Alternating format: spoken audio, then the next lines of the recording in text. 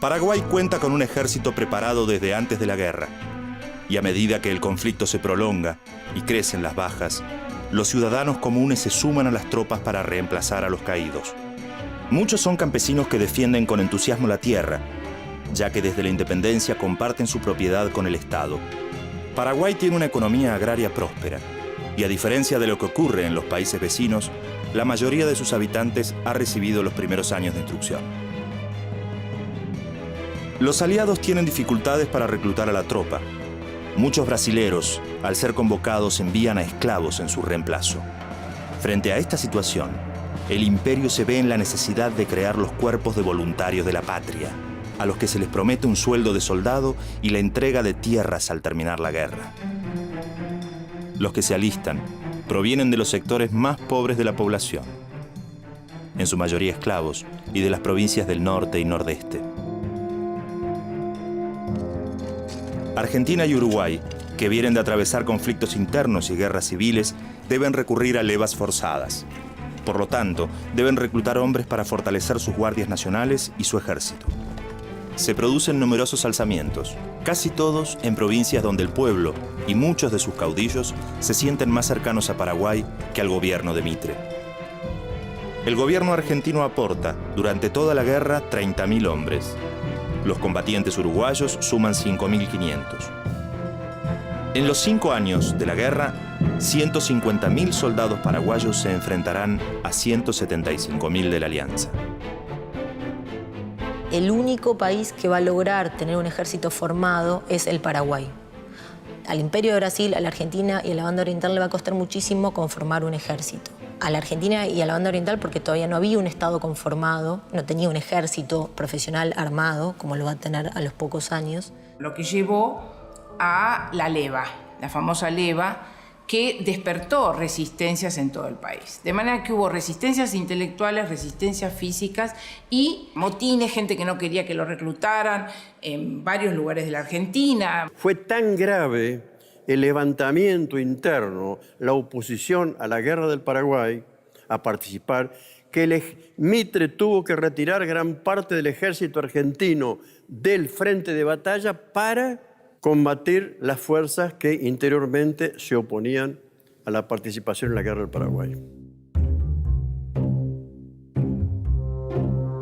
Durante la guerra, los paraguayos publican varios periódicos de trincheras, como Cabichuy, El Centinela, Cacique Lambaré y La Estrella.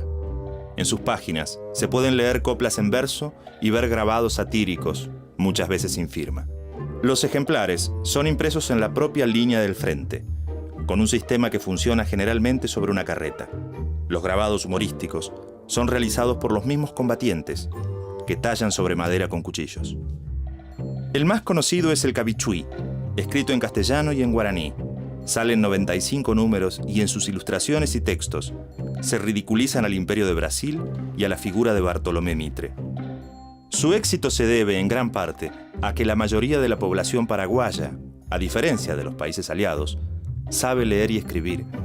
Esto habla también del desarrollo de los años previos de Paraguay, donde la educación fue otro de los pilares muy importantes, sobre todo de Carlos Antonio López. El Cabichuy es como una avispa y en la tapa del Cabichuy mismo lo que vemos es a un hombre de color que se intenta defender contra una avispa que lo está picando y por supuesto ese es el macaco brasilero que está siendo atacado por esa avispa que simboliza, si se quiere, la resistencia del monte paraguayo, de sus animales y de sus bravíos soldados. Además de texto tenían dibujos grabados, a decir verdad, ¿no? Y esta técnica es una técnica muy compleja si uno considera que las hacían estando en el frente de batalla. Son grabados no profesionales, ¿sí?, en su gran mayoría, sino de soldados que han devenido en artesanos grabadores y dan cuenta de la guerra, pero que sobre todo dan cuenta de algo así como el valor paraguayo y la capacidad que va a tener Paraguay de resistir el ataque de la Triple Alianza. Desde el momento mismo de la declaración de la guerra, el objetivo de los aliados es llevar el combate a tierra paraguaya. Para eso, deben forzar el retroceso de las tropas de Solano López, que el 15 de abril de 1865 habían ingresado en Argentina y tomado la ciudad de Corrientes. Los paraguayos buscaban llegar a Uruguay y reponer a los blancos en el gobierno. Desde Corrientes, Las tropas continúan por la costa del Paraná hasta el río Santa Lucía, cerca de Goya. Otra columna avanza desde Encarnación y ocupa Santo Tomé. Cruza el río Uruguay y el 18 de junio llega a San Francisco de Borja. 2 meses después, toma Uruguayana en Brasil. Pero la suerte del ejército paraguayo cambia en pocos meses. El 11 de junio, su flota es vencida en la batalla del Riachuelo y a principios de agosto, las fuerzas que habían tomado Corrientes son derrotadas en la batalla de Yatay. A su vez, las tropas que habían invadido Brasil se rinden el 18 de septiembre, tras el sitio de Uruguayana. En menos de un año, los aliados logran su objetivo y a partir de ese momento, la guerra se desarrolla en territorio paraguayo.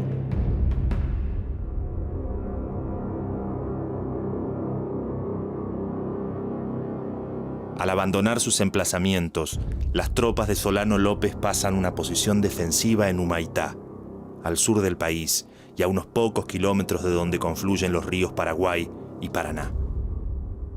Humaitá es zona de pantanos, atravesada por 2 esteros que corren de oeste a este e imposibles de cruzar para quienes no conocen el terreno. La zona es inundable y está cubierta por franjas de selva impenetrable. En ese terreno, hostil para los invasores, Solano cuenta con 3 fortificaciones dotadas de artillería. Desde ellas, planea defender el territorio paraguayo de ataques terrestres y fluviales. En los próximos 3 años, este territorio, de no más de 500 kilómetros cuadrados, será el escenario de la guerra. Una de las primeras derrotas del ejército paraguayo en su propio territorio sucede en la sangrienta batalla de Tuyutí en mayo de 1866.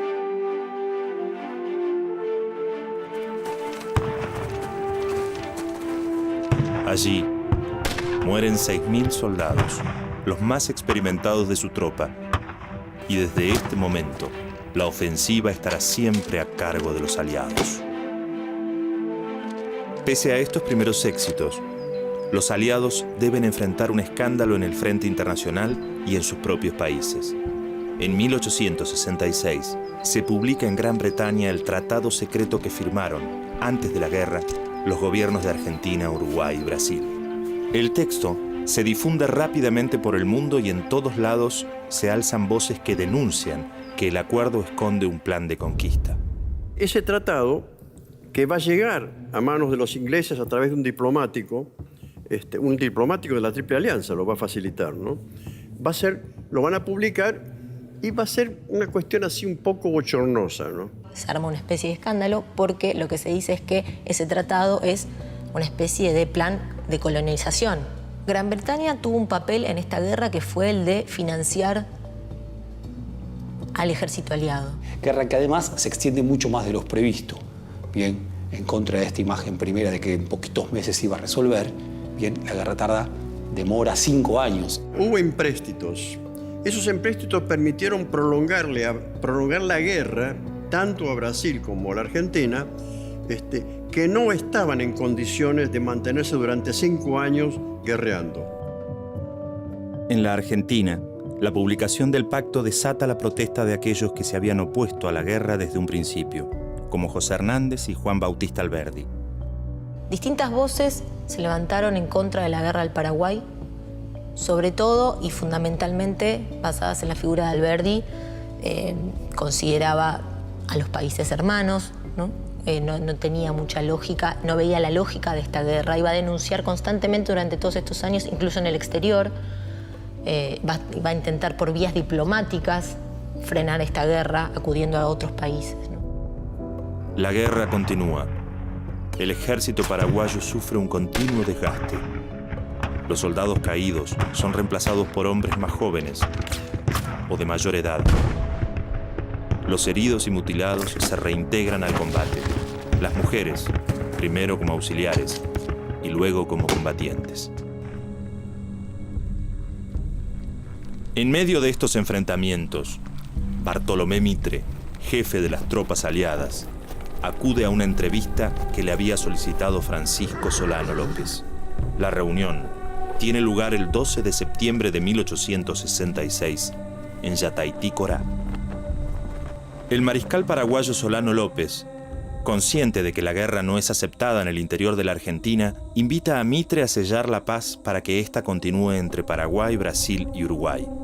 Mitre se compromete a estudiar la propuesta, pero unos días después confirma su decisión de respetar el Tratado de la Triple Alianza firmado con los otros dos países y que dice que ninguno puede abandonar la guerra hasta conseguir la rendición de Solano López.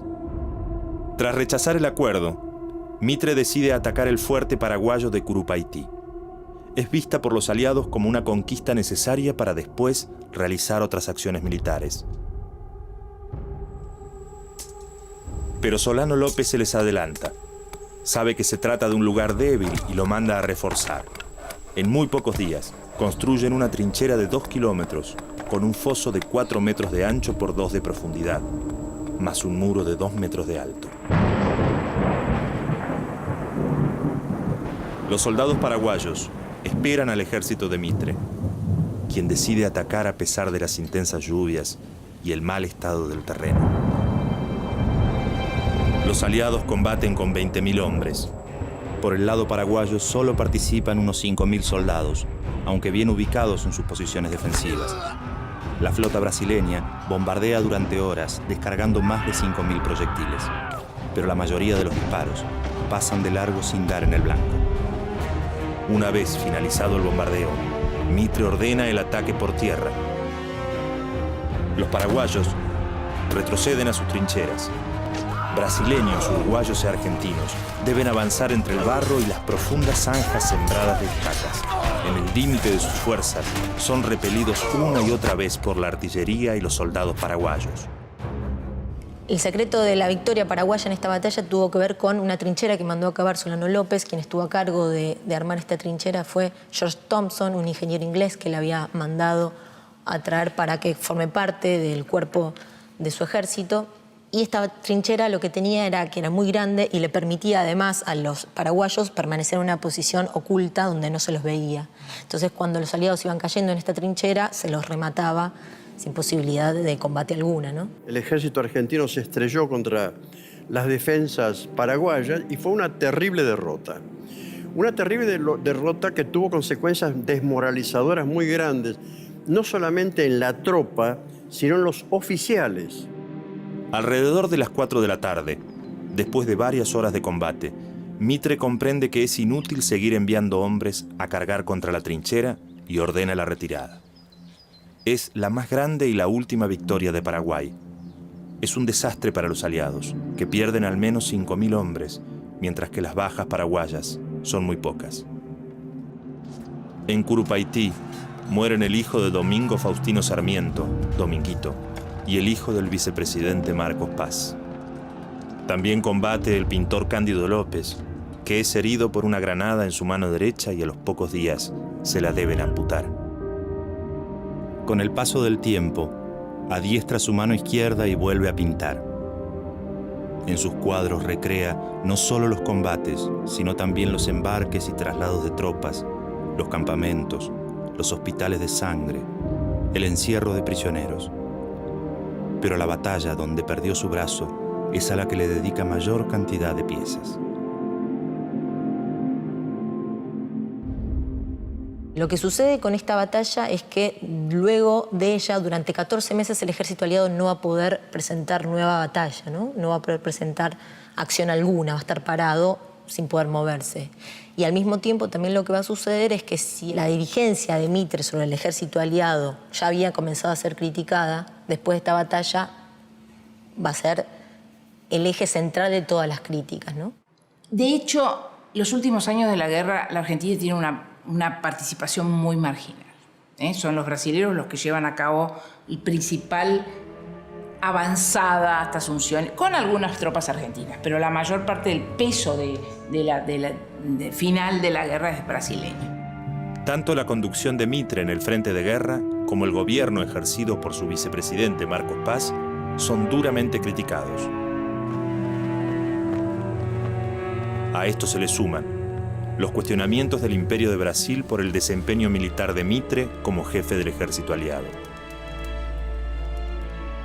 Desde el comienzo de la guerra, la epidemia de cólera ha causado muchas muertes entre los combatientes. ahora se comienza a extender por fuera de los campos de batalla.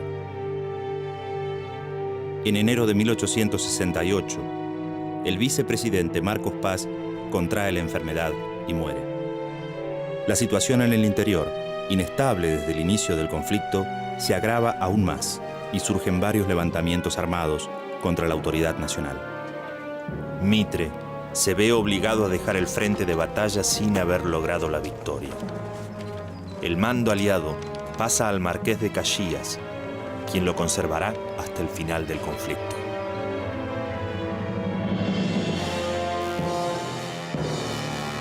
En 1869, los aliados, en su mayoría soldados brasileños, llegan a Asunción, pero en la ciudad no ha quedado nadie.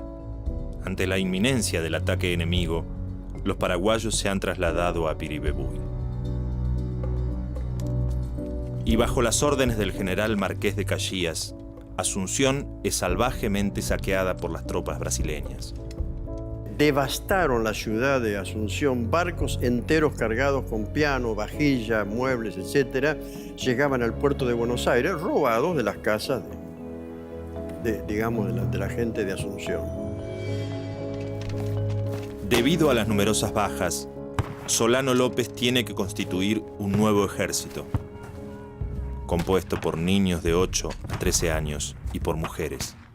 Para este momento, la gran mayoría de los hombres en edad de combatir ha muerto o no está en condiciones. En agosto de 1869 tiene lugar la batalla de Acostañú, donde el ejército improvisado de paraguayos se enfrenta a un ejército 4 veces más numeroso y sufre miles de bajas. Al finalizar el enfrentamiento, el jefe del ejército brasileño ordena incendiar el escenario de la batalla, incluidos los heridos y rendidos, práctica que ya ha realizado otras veces. En los gobiernos de Argentina y Uruguay surgen algunas voces críticas que quieren dar por terminada la contienda, pero no son demasiado fuertes, y el imperio está decidido a no retirarse hasta que Solano López se rinda.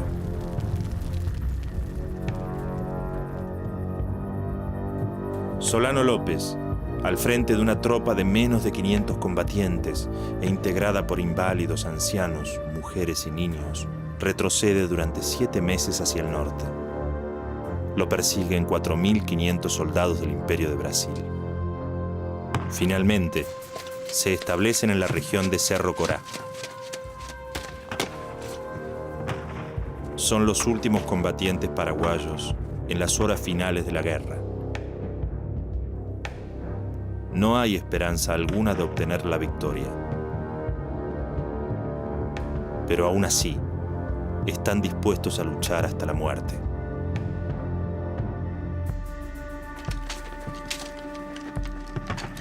Junto al mariscal están su mujer y su hijo Panchito, de 17 años, que se ha convertido, como tantos jóvenes paraguayos, en un combatiente experimentado.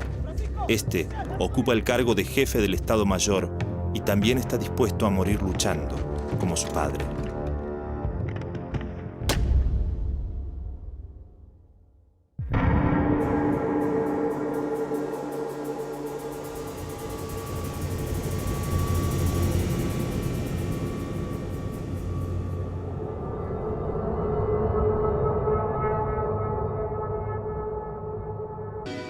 Para Paraguay se puede decir que esta fue una guerra total. ¿Qué quiere decir que haya sido una guerra total esta? Quiere decir que el país entero estuvo inmerso en una guerra, a diferencia de lo que sucedía en Argentina, lo que sucedió en la Banda Oriental y en el Imperio de Brasil. El Paraguay comprometió su economía, su aparato productivo, su política, su cultura. Todo el país estuvo inmerso en una guerra. Es un episodio absolutamente trágico, ¿no? Donde, como toda guerra, pero en este caso fue una guerra durísima, en el cual efectivamente el Paraguay perdió la mayor parte de su población masculina o una parte importante de su población masculina adulta, donde realmente se llevó la guerra hasta sus últimas consecuencias y por lo tanto es para el Paraguay una verdadera tragedia. Decimos, si las consecuencias para Argentina es la consolidación o la formación de un ejército y también del Estado, Para Paraguay el cambio es rotundo. 1870 es un año crucial para los 4 países que se habían enfrentado en la guerra. Es a partir de este momento cuando se puede pensar la historia de cada uno de ellos por separado. Las tropas aliadas arrasan con lo que queda. Los emprendimientos industriales que habían sido el orgullo del Paraguay son destruidos. El país pierde su autonomía y debe recurrir a créditos en el extranjero para pagar las deudas. Los países aliados le imponen un gobierno sumiso a sus intereses. Se prohíbe el guaraní, que es el idioma del 90% de la población. Permanecen en Paraguay durante 6 años. La destrucción del Paraguay ha cambiado para siempre el continente sudamericano. Miles de vidas y el sueño de un país independiente son el precio de esta transformación.